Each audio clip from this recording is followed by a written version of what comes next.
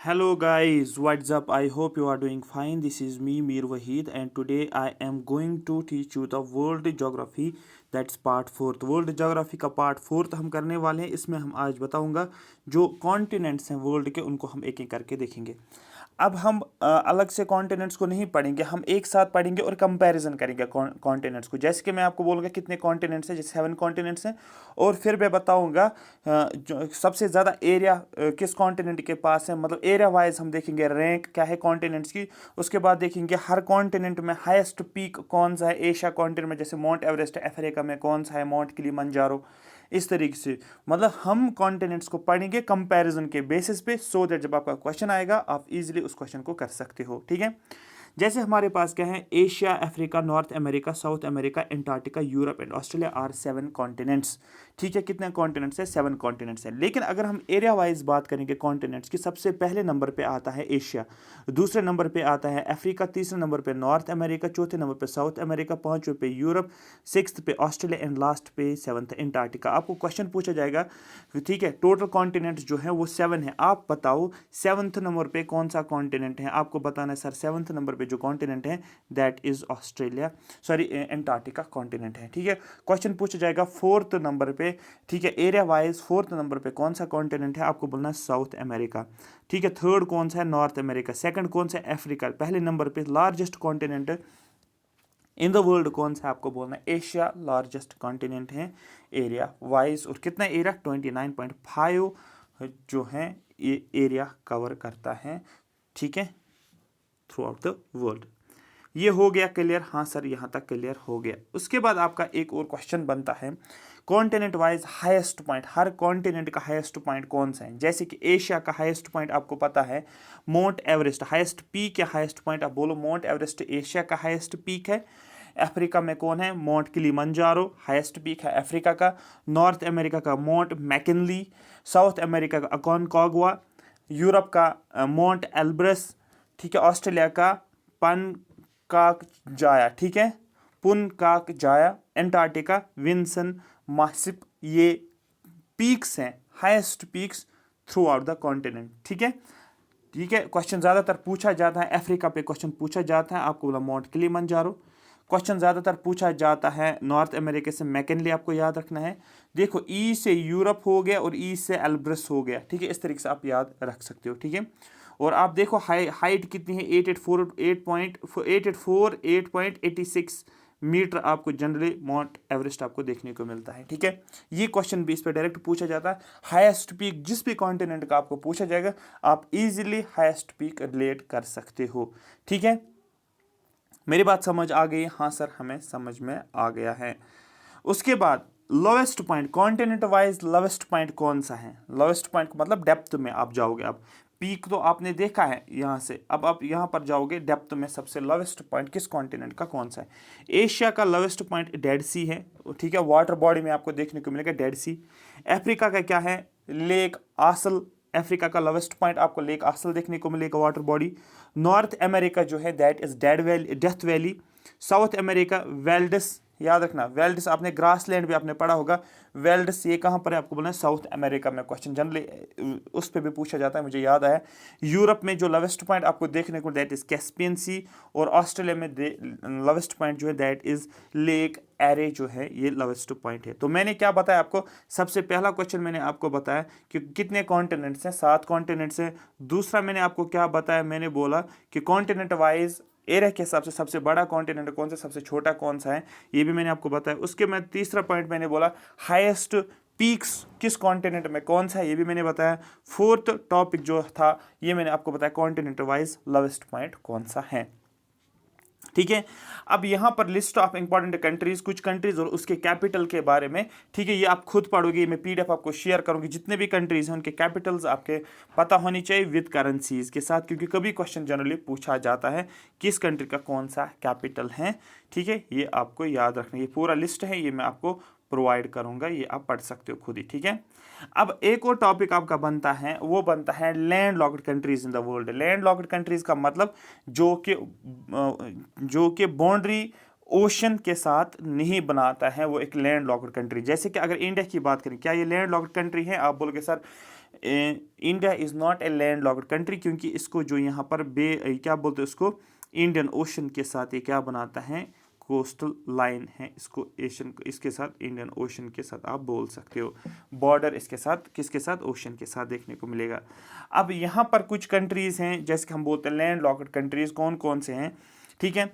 यहाँ पर अगर आप देखोगे ये अफ्रीका में है, अफ्रीका के साउथ अफ्रीकन कंट्री है जिसका नाम है लिसोथो, ये कहाँ पर है, साउथ अमेरिका में है और ये एक लैंड लॉक्ड कंट्री है।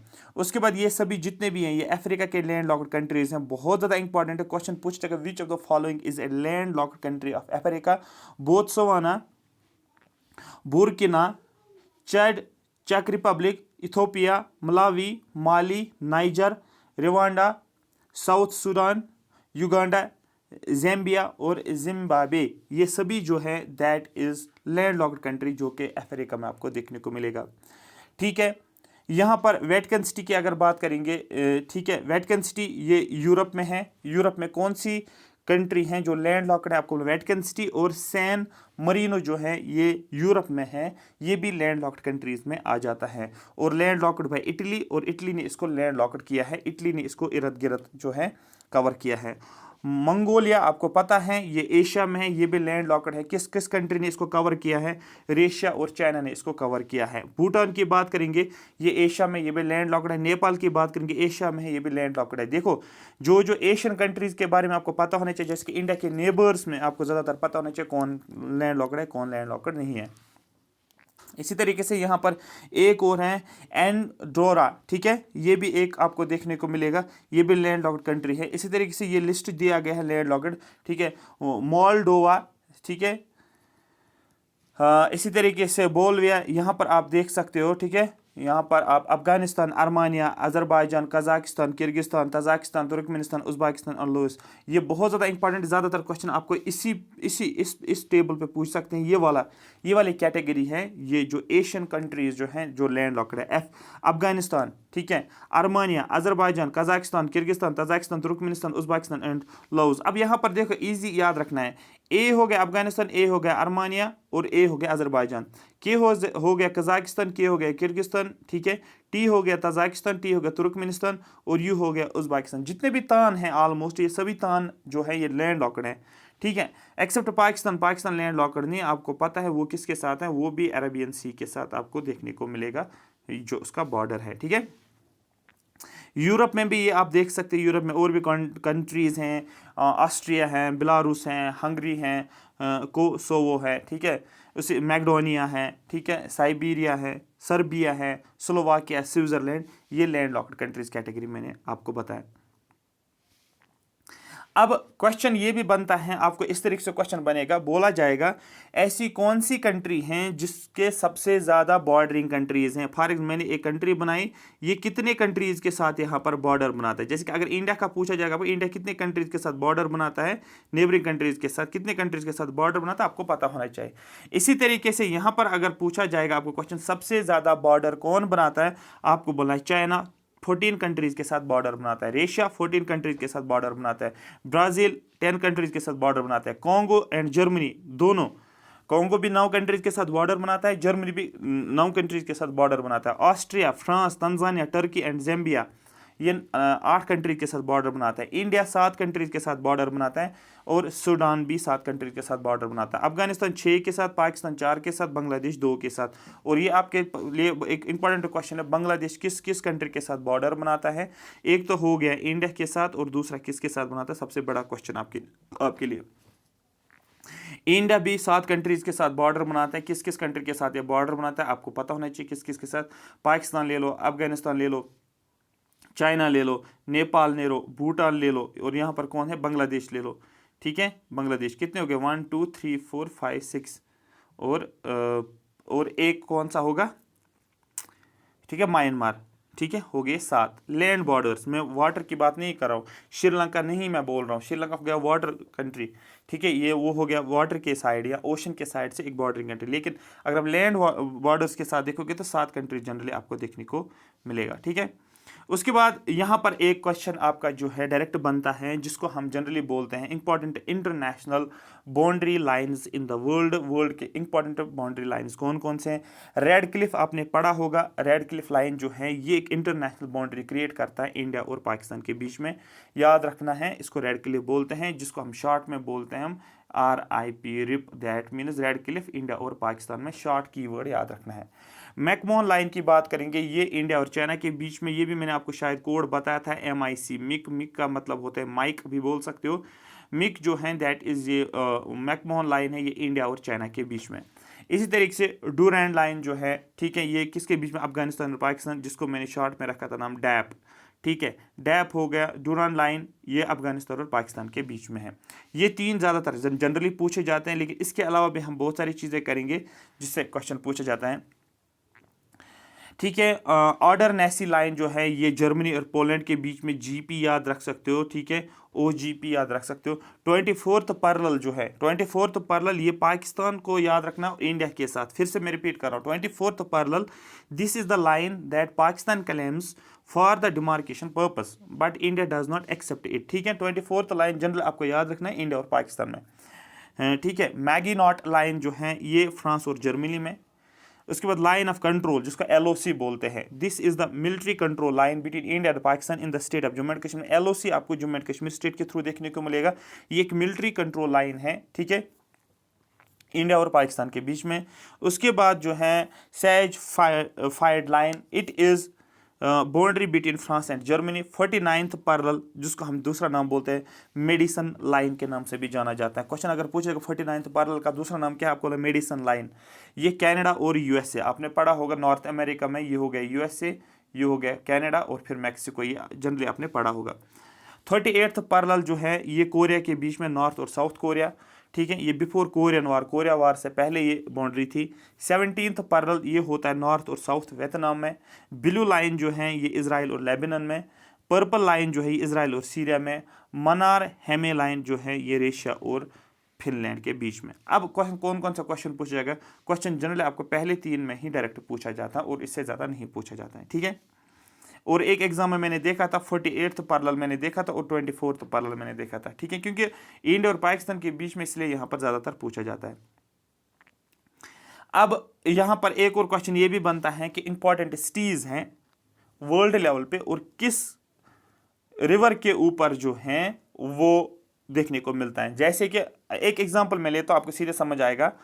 जैसे कि अलेक्जेंड्रा एक सिटी है, ये इजिप्ट में, इजिप्ट कंट्री में है। इजिप्ट कंट्री अफ्रीकन कॉन्टिनेंट में एक कंट्री है, ये रिवर नाइल के ऊपर है। इस तरीके से आपको याद रखना है।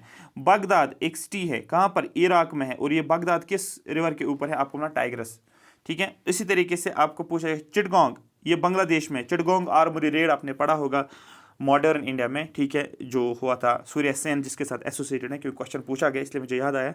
चिटगोंग जो है ये, ठीक है, चिटागांव भी वो आप बोल सकते हो, ये बांग्लादेश में है, लेकिन किस रिवर के ऊपर ये आपको देखने को, आपको बोलना है मी यानी रिवर पे, ठीक है। उसके बाद कायरोबी, कायरोबी कहाँ पर? ये इजिप्ट में है, ये भी रिवर नाइल के ऊपर ही है।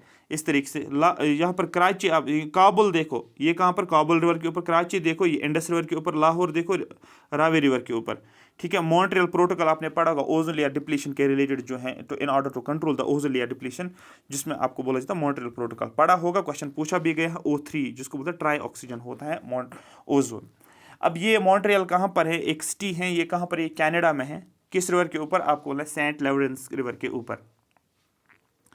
इसी तरीके से सभी आप अगर आप पढ़ोगे तो बहुत अच्छी बात है, एक एक करके अगर पढ़ोगे तो क्वेश्चन ज़्यादातर ये भी पूछा गया है कि म्यांमार में एक रिवर है जिसको बोलते हैं इरावाड़ी रिवर, और इस इरावाड़ी रिवर के ऊपर कौन सी सिटी है? आप बोल सकते हो यांगोन जो है ये इरावाड़ी रिवर के ऊपर है, ठीक है। तो सभी अगर आप पढ़ोगे तो आपके लिए एक एक्स्ट्रा एज मिलेगा, अगर इस पर से क्वेश्चन पूछा जाएगा तो आप इजिली कर सकते हो, ठीक है। तो ये बहुत अच्छी PDF है, बहुत ज़्यादा सॉर्टेड PDF है। सारी चीज़ें जो एग्जाम्स के ओरिएंटेशन है, JK SSB, खासकर JK SSB एग्जाम्स या SSC के एग्जाम्स परस्पेक्ट के हिसाब से सारे क्वेश्चंस आपको यहाँ पर देखने को मिलेगा, ठीक है। इस तरीके से क्वेश्चन भी पूछा जाएगा। पहले कुछ कंट्रीज थे, उनका पहले और कुछ नाम था, उसके बाद आज उनका और कुछ नाम है, ठीक है। तो डिस्टिंक्टिव नेम्स पहले ये था, आज कंट्रीज उनका नाम दूसरा है। जैसे कि यहाँ पर distinctive names of countries, and towns world level पे। जैसे कि एक एग्जांपल मैं आपको समझाऊंगा, यहाँ पर आपको समझ आना चाहिए। जैसे कि एक सेकंड में बता दूंगा, कौन सा वाला बताऊंगा मैं आपको। किस किस कंट्री को किस किस नाम से जाना जाता है ये भी आप जान सकते हो, ठीक है। डिस्टिंक्टिव नेम्स, ठीक है। जैसे कि हाँ ये आपने पढ़ा होगा, ठहरो एक सेकंड, कहाँ गया वो, थाईलैंड ढूंढ रहा था मैं।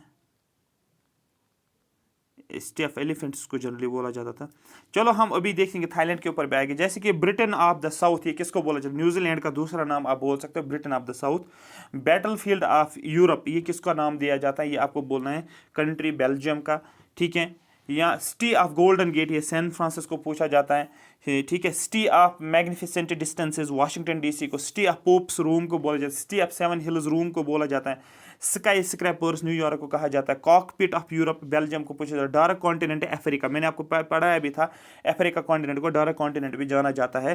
Dairy of northern Europe Denmark को पूछा जाता है। एम्पायर सिटी न्यूयॉर्क को पूछा जाता है। फॉरबिडन सिटी आपको तिब्बत में देखने को मिलेगा। गार्डन ऑफ इंग्लैंड इंग्लैंड में पूछा जाता है। गेट ऑफ टीयर्स आपको बाबल मंडप जो जेरूसलम में, ठीक है। गिफ्ट ऑफ नाइल इजिप्ट को पूछा जाता है, ठीक है। ये एक्चुअली ये पूछा जाता है, लेकिन आपको ज़्यादातर रखना है याद, अगर इंडिया और इसके नेबरिंग कंट्रीज, जैसे कि लैंड ऑफ गोल्डन पगोदा, ठीक है, ये म्यांमार जिसको बर्मा के नाम से भी जाना जाता है, ये क्वेश्चन पूछ सकते हैं क्योंकि इंडिया का नेबरिंग कंट्री है। भूटान को किस नाम से जाना जाता है, land of thunder bolt, question पूछ सकते। थाईलैंड को लैंड ऑफ वाइट एलिफेंट्स के नाम से जाना जाता है, ठीक है। इस तरीके से आपको पूछ सकते हैं, आपको याद रखना है। इसी तरीके से कोची जो इंडिया में है, इसको हम नाम किससे बोलते हैं, आपको बोलना क्वीन ऑफ अरेबियन सी, ये इंपॉर्टेंट है। रूफ ऑफ द वर्ल्ड किसको पूछा जाता है, पामिर। पामिर प्लेटो जनरली हम पढ़ते हैं जो तिब्बत में है, तिब्बतियन प्लेटो में हम देखते हैं roof of the world Pamir को नाम दिया जाता है, ठीक है। ये एक्चुअली एग्जाम में पूछा जाता है, ठीक है। वेंस ऑफ द नॉर्थ पूछा जाता है स्टॉकहोम को। Sugar bowl of the world Cuba को पूछा जाता है। सारो ऑफ चाइना पूछा जाता है रिवर हवांग हू। इसी तरीके से आपको जो है city of Arabian nights Baghdad को बोला जाता है। ये सभी जो है, ठीक है। मॉडर्न बेबीलोन ये लंदन को नाम दिया जाता है। इस तरीके से कुछ ऐसी सिटीज़ हैं जिनको अलग अलग नामों से जानते हैं और इस पे क्वेश्चन पूछे जाते हैं हर साल। एसएससी में जनरल क्वेश्चन पूछा था और यहाँ से भी आपका रिफ्लेक्ट हो सकता है, ठीक है। डिफरेंट जो ट्राइब्स हैं वर्ल्ड में, उन वो कहाँ कहाँ पर है, ये ट्राइब्स का नाम है, ठीक है। जैसे कि यहाँ पर दिया गया है अबहॉर्स, ये कहाँ पर है, आपको बोला मंगोलिया में जनरली, और कहाँ पर आसाम में आपको देखने को मिलेगा। इस तरीके से आपको ये याद रखना। अगर पूरा याद भी नहीं रखोगे, लेकिन अगर आप क्वेश्चंस प्रैक्टिस करते हो, क्वेश्चंस प्रैक्टिस में जो जो आपको क्वेश्चंस मिलेगा उसी को आपको जो है हाईलाइट करना। खास चीज़ की बात करेंगे, ये आसाम ट्राइब्स का नाम दिया जाता है क्योंकि क्वेश्चन पूछा जाता है इसके ऊपर, ठीक है। ठीक है, ये हो गया। एंशिएंट सिविलाइजेशन की बात करेंगे, ठीक है। वर्ल्ड ज्योग्राफी में आपको कहीं से भी क्वेश्चन बन सकता है, इसलिए यहाँ पर एंशिएंट सिविलाइजेशन में जैसे इंडस वैली सिविलाइजेशन, इसकी लोकेशन रिवर इंडस के ऊपर है। एक और सिविलाइजेशन जैसे इजिप्टियन सिविलाइजेशन, ये रिवर नाइल के ऊपर है, ठीक है। कैल्टिक सिविलाइजेशन, ठीक है, ये किस में आपको बोलना है, रिवर रेहान में। रोमन एम्पायर जो है रिवर तिब्बिर में। और सुमेरियन जो सिविलाइजेशन है, सुमेरियन सिविलाइजेशन आपको टाइग्रिस एंड यूफ्रेटिस जो है इस रिवर के ऊपर है। जनरली आपने पढ़ा होगा Indus valley civilisation river Indus के ऊपर आप देखने को मिलेगा, और इंडस की ट्राइब्यूटरीज भी उसी के साथ आप पढ़ते हो। फिर देखते हो कि धोलावीरा कहाँ पर है, लोथल कहाँ पर है, डॉकयार्ड कहाँ पर देखने को मिलेगा। इसी तरीके से काली बैंगन कहाँ पर है, जब आप इंडस वैली सिविलाइजेशन को देखते हैं। एक और क्वेश्चन जो आपका बनता है वो है यहाँ पर largest producing countries of agriculture commodities in the world. जो भी एग्रीकल्चर प्रोडक्ट्स होते हैं, एग्रीकल्चर कमोडिटीज जो होती हैं, किस कंट्री में सबसे ज़्यादा क्या निकलता है, ये लिस्ट आउट आपका होना चाहिए।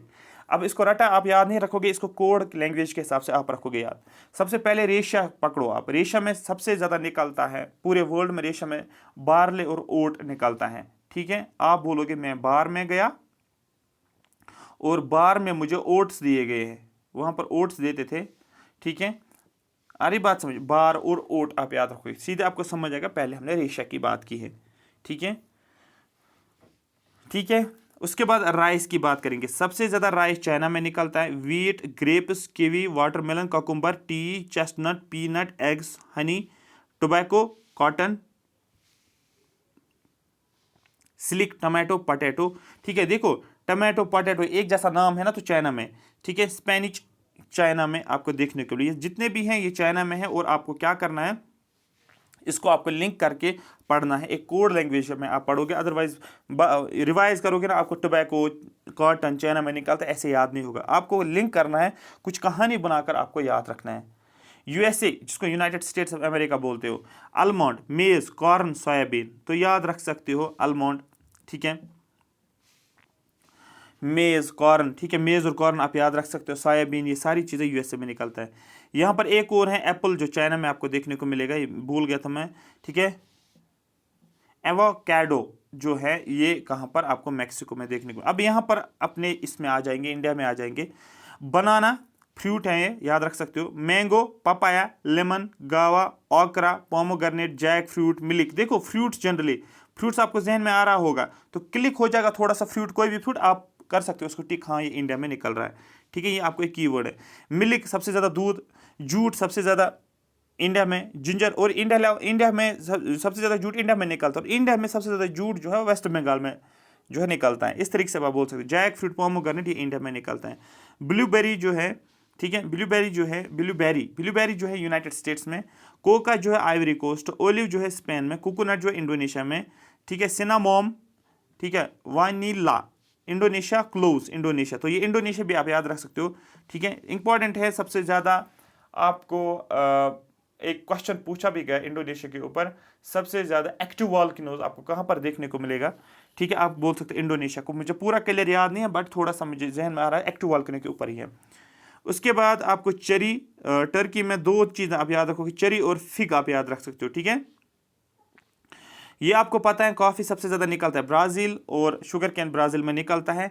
और इंपॉर्टेंट ये भी बनता है, इंडिया में सबसे ज़्यादा कॉफ़ी कहाँ पर निकलता है, कर्नाटका में निकलता है, और शुगर कैन कहाँ पर निकलता है ये भी आपको पता है, यूपी में निकलता है। क्वेश्चन पूछा गया है इंडिया के लेवल पे। रबर थाईलैंड में, सैफरॉन ईरान में, आपको पता है पूरे इंडिया में सैफरॉन कहाँ पर निकलता है, जम्मू एंड कश्मीर में, किश्तवाड़ में निकलता है, और सबसे वर्ल्ड में सबसे ज़्यादा सैफरॉन जो है वो ईरान में निकलता है, ये आपको याद रखना है, ठीक है। वूल ऑस्ट्रिया में, ब्लैक पीपर वियतनाम में, चेस्टनट वियतनाम में, डेट्स इजिप्ट में, अपने अफ्रीकन कॉन्टिनेंट मैंने आपको डिटेल में भी पढ़ाया था, तो अफ्रीकन कॉन्टिनेंट में डेट्स को हम पढ़ते हैं, ठीक है। कार्डामोम जो है ये ग्वाटेमाला में निकलता है। आपको इंडिया का ही सबसे ज़्यादा याद रखना है, ठीक है, और सबसे ज़्यादा चाइना का। List of minerals and the leading producers. Minerals में एक इंपॉर्टेंट क्वेश्चन पूछा भी गया, यूरेनियम के ऊपर पूछा गया कि यूरेनियम सबसे ज़्यादा कहाँ पर निकलता है। आपको लार्जेस्ट प्रोड्यूसर जो है कजाकिस्तान, और उसके बाद कनाडा। ये क्वेश्चन ऑलरेडी पूछा गया, कजाकिस्तान के ऊपर क्वेश्चन पूछा गया है, ठीक है,